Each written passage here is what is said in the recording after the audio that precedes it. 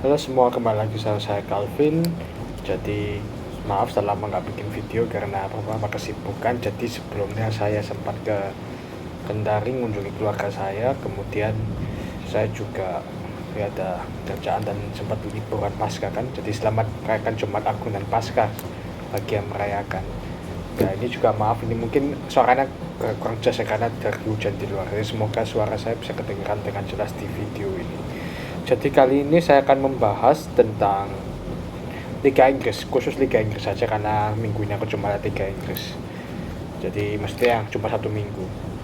Karena sebelumnya El Clasico sudah lewat, by the way Real Madrid menang juga dan masuk ke final.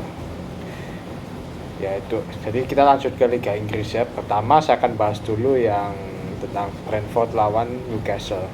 Jadi ini yang saya lihat ini meskipun mungkin banyak dari kalian yang nggak lihat match ini ya, tapi saya lihat karena ini match juga disiarkan di TV, jadi ya mumpung waktu itu ada ini jadi saya lihat.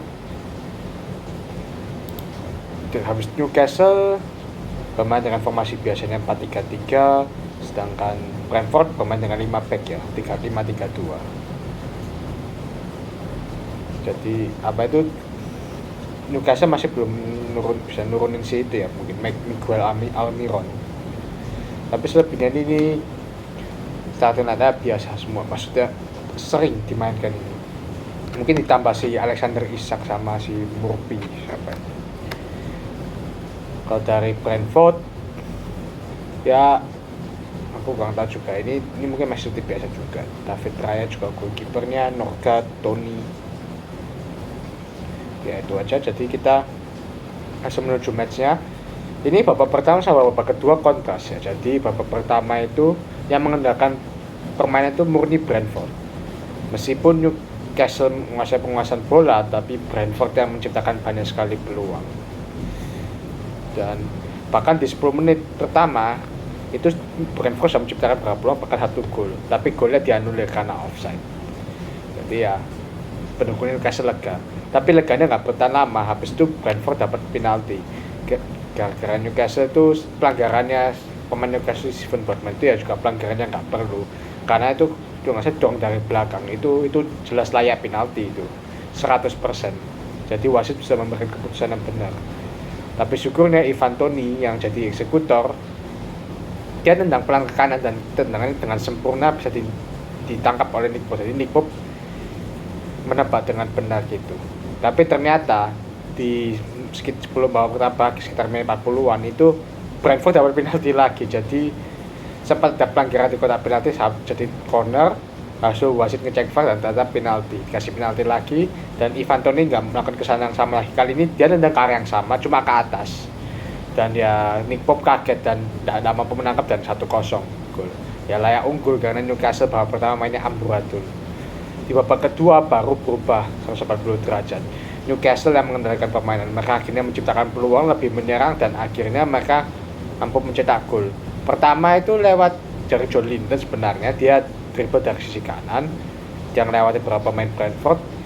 Nah bolanya itu kena kolong kiper, jadi kipernya Brentford si David Raya ini kena kolong, tapi bolanya itu kena kakinya, jadi dihitung gol bunuh diri sama David Raya. Tapi kok ya sebenarnya kalau itu nggak dikena itu mungkin gol juga. Jadi kalau menurutku sebenarnya ini golnya si Jolinton, tapi di sini sana gol bunuh diri. Gol bunuh diri si kiper David Raya. Dan dalam lama berselang sekitar 7 menit ya. 7 menit ya betul 7 menit itu Newcastle dapat gol bagus. Jadi dari sisi kanan lagi, Newcastle senang sisi kanan ya.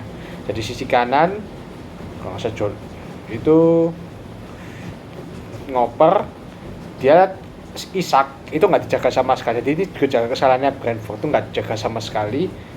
Isak yang berdiri di tepat di kotak penalti menendang ya keras melengkung kanan dan gol. Itu gol yang bagus. Hampir tepat di luar kotak penalti. Jadi kayak garisnya kotak penalti. Jadi Isak nendang dari sana dan gol. Itu gol yang cukup bagus, luar biasa 2-1. Dan ya Brentford sebenarnya dapat peluang lagi, cuma ya Nick Pope lagi bermain bagus juga. Jadi Newcastle sekarang diselamatkan sama Pope. Pope sama ya Isak juga, Jolinton, dia mungkin 3 itu. Jadi Ya ini kalau bisa dibilang ini ya kemenangan yang cukup ya ugly win lah kalau dibilang, maksudnya Newcastle dapat kemenangan yang untung lah ini, dan mereka sekarang di posisi ketiga, jadi harusnya musim depan mereka bisa main di Eropa. Kalau nggak bisa Champions League pun setidaknya Europa League, karena kalau nggak sampai main di Eropa ya kebangetan juga Newcastle ini, karena mereka unggul sekitar 9 poin dari peringkat ke-6 Aston Villa. Jadi kalau nggak bisa lolos ya Eropa ya agak kebangetan juga sih. Atau mungkin nggak tahu ya, mungkin Conference League, tapi harusnya bisa setidaknya Europa League. Nah, kalau Champions League masih bisa, cuma agak susah karena lawannya MU sama Tottenham. Tapi ini kita lihat aja di akhir gimana. Kedua, Wolves lawan Chelsea. Jadi ini Wolves lawan Chelsea. Ini sebenarnya saya nggak lihat ya. Ini aku nggak sempat lihat match karena aku lihat Brentford lawan Newcastle. Jadi aku cuma satu pertandingan. Karena ini juga di waktu yang bersamaan sama match yang tadi. Tapi saya mau bahas ini. Jadi saya lihat highlightnya. Jadi karena kenapa? Ini debutnya Frank Lampard, pelatih baru. Jadi pelatih sebelumnya Chelsea, Graham Potter, dipecat. Nah ya itu ya sebenarnya bukan murni kesalahan Graham Potter, karena ya di winter transfer Januari ini Chelsea beli 10 pemain ya, rasanya banyak banget, dan ya nggak gampang untuk menyatukan mereka, dan kebanyakan masih main egois, masih main untuk diri sendiri, nggak main untuk tim, susah. Dia Potter juga nggak bisa apa-apa, dan tapi ya satu kesannya Potter adalah dia menganakmaskan pemain Inggris. Jadi pemain Inggris yang nggak itu diberi kesempatan terus padahal tidak perform. Jadi ya itu yang kenapa Potter dipecat.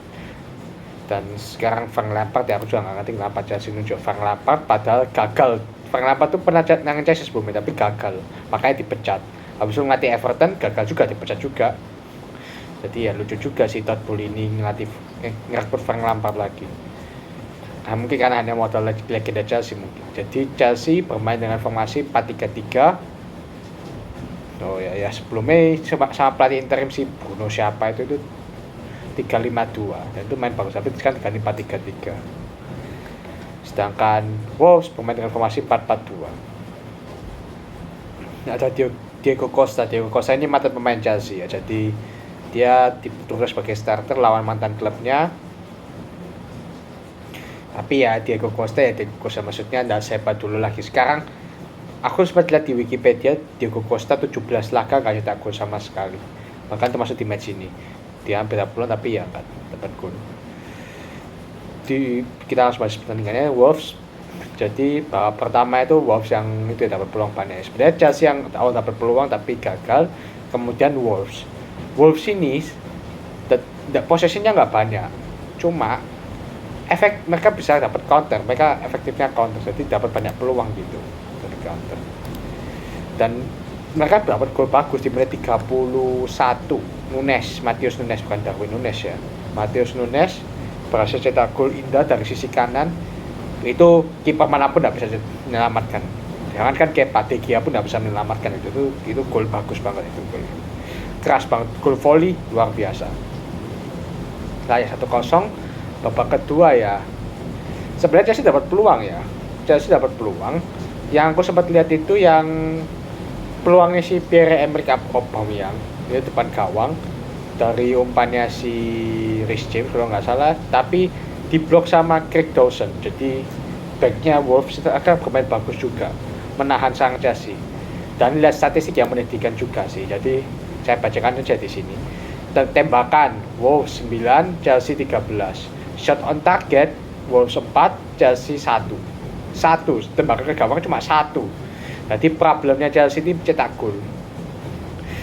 Possessionnya padahal Chelsea 63%, Wolves 37%. Jauh lebih rendah Wolves, tapi Wolves lebih efektif. Ya, dan dari statistik passing Chelsea, tapi ya buat apa possession banyak tapi nggak bisa ciptakan peluang dan ciptakan gol ya nggak? Cuma juga.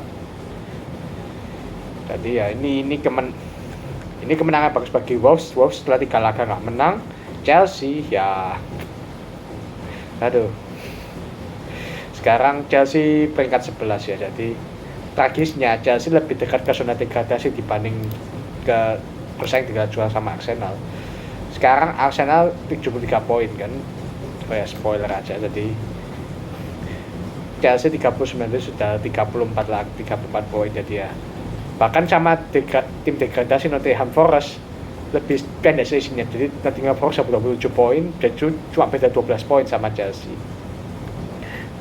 Ada yang lucu sampai bahkan Chelsea itu kayak IPL dibagi dua zona barat dan zona timur. Chelsea zona timur peringkat atas 11 sampai 20 kan. Yang barat 1 sampai 10 timnya, peringkat pertama sampai 10, sing wilayah timur 11 sampai 20. Nah, asli emang lucu itu, mereka bikin troll itu. Emang menyedihkan sih. Ini bukan cuma ini salah dari pemiliknya aja sudah salah ini, jadi ya pemiliknya salah, pemainnya salah, pelatihnya salah, ya saudara ini ya nggak tahu ini masa depannya gimana. Mungkin harapan sangat degradasi gitu aja. Walaupun Frank Lampard sebagai pelatih Inter ya, tapi aku ya nggak yakin dia juga bisa sukses si Frank Lampard ini, mengingat track record dia sebelumnya. Ya mungkin coba dimain jadi 3 back lagi ya, mungkin Frank Lampard coba main 3 back lagi.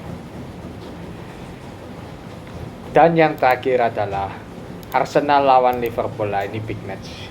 Ini aku lihat full juga kemarin, ini seru ini dari awal seru, dua-duanya saling nyerang. Dan Arsenal dapat gol cepat sebelum itu saya bahas line up dulu ya.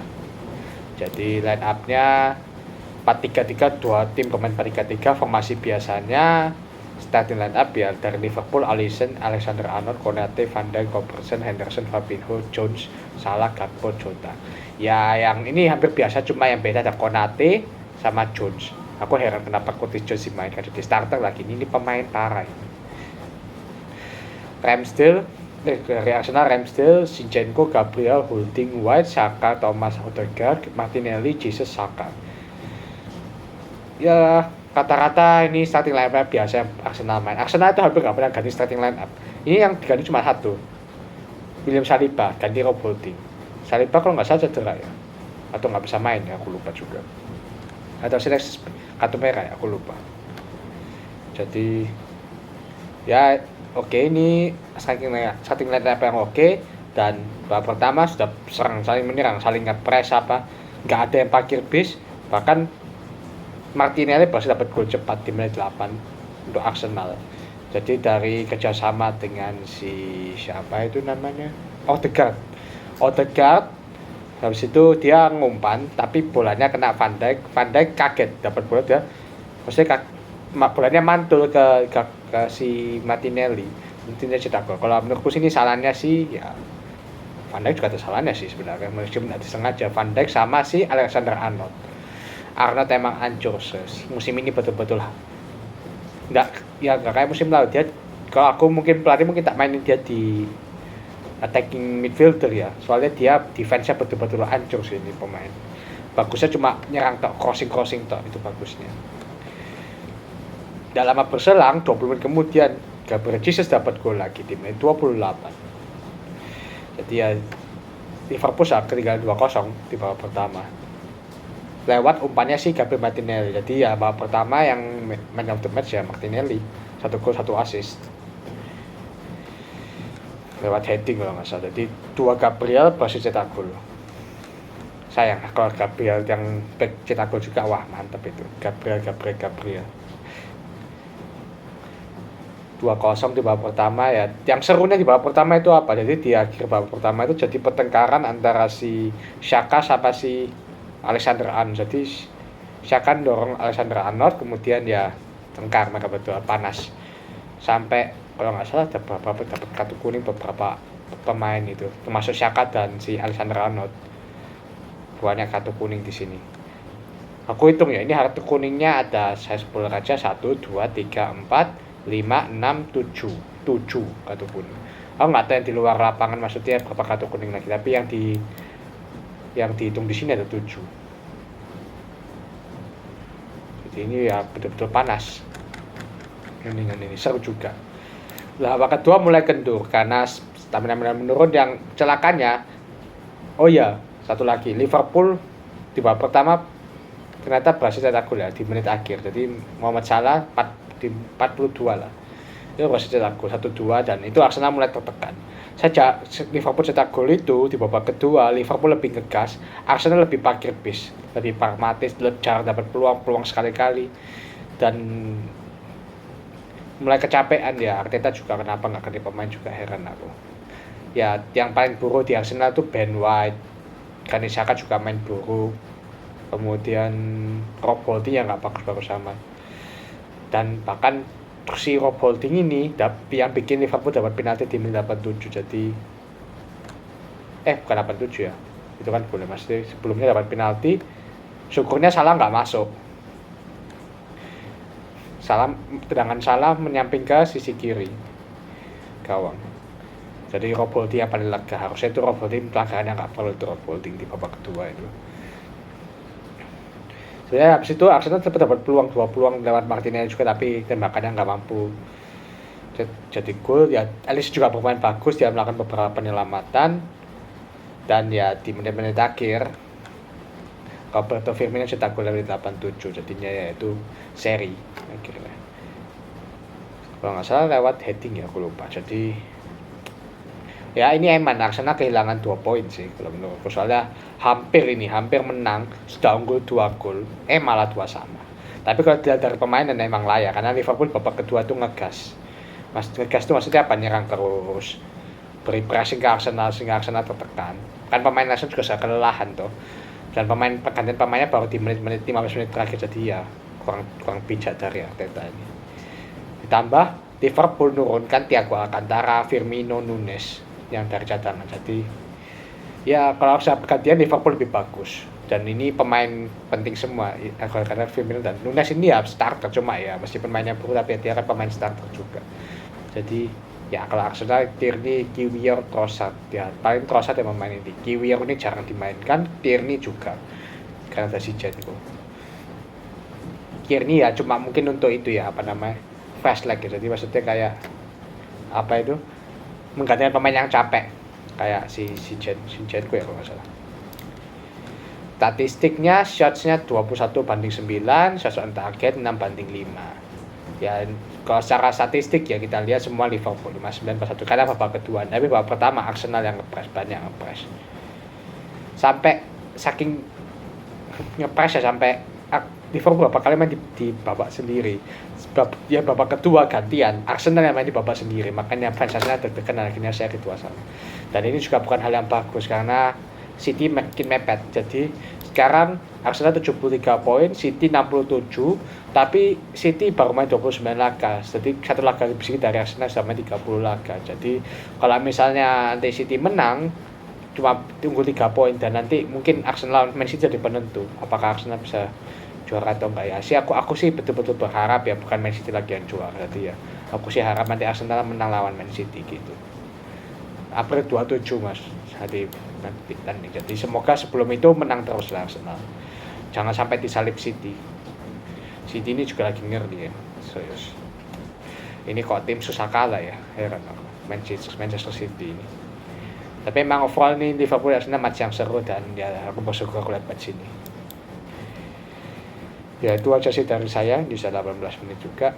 Ya terima kasih sudah menonton video saya ini.